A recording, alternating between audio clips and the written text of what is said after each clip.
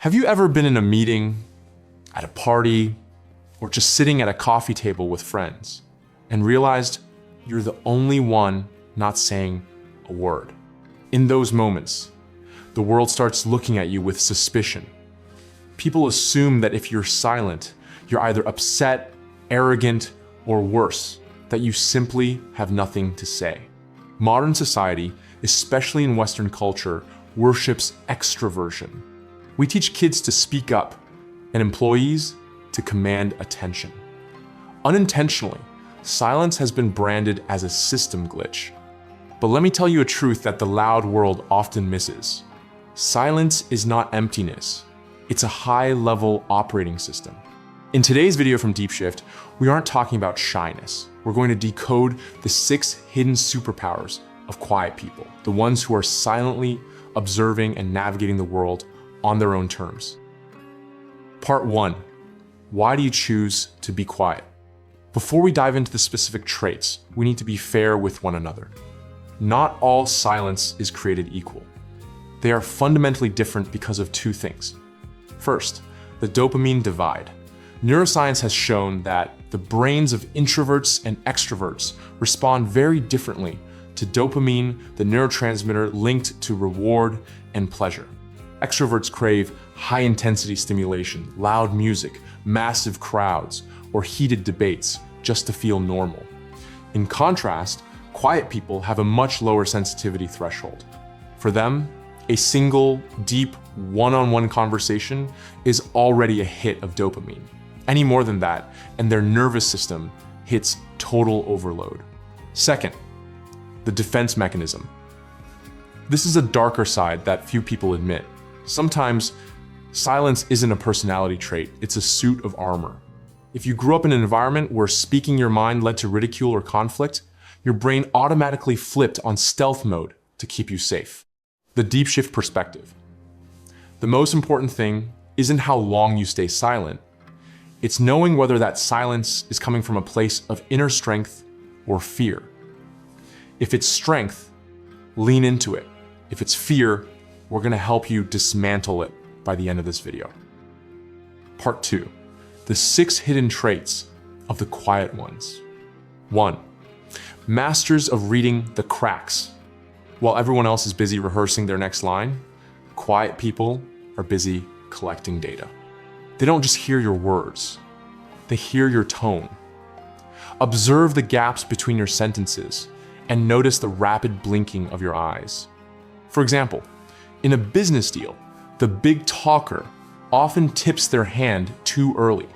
The quiet person only needs to catch a slight furrow of a partner's brow to pinpoint their weakness. They see the insecurity hiding behind a bully's confident facade. 2. The premium speech filter. Quiet people don't treat words like trash to be tossed into the environment. They treat them like gold.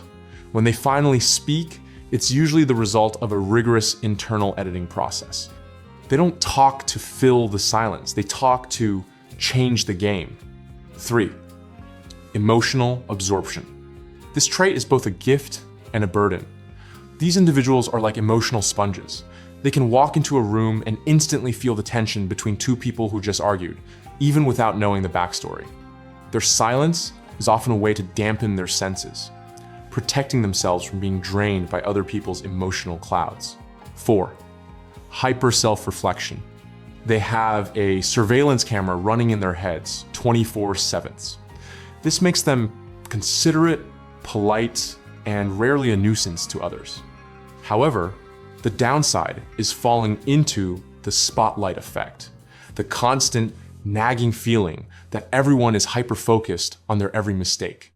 The truth is, everyone is too busy worrying about themselves. It's time to turn off that camera and breathe a little deeper. 5. The loyalty of the archipelago. If you have a quiet friend, you possess a high-security vault. They don't build wide, shallow networks. They build deep islands of connection. They will never trade your secrets for social leverage, simply because they despise that kind of superficiality. 6.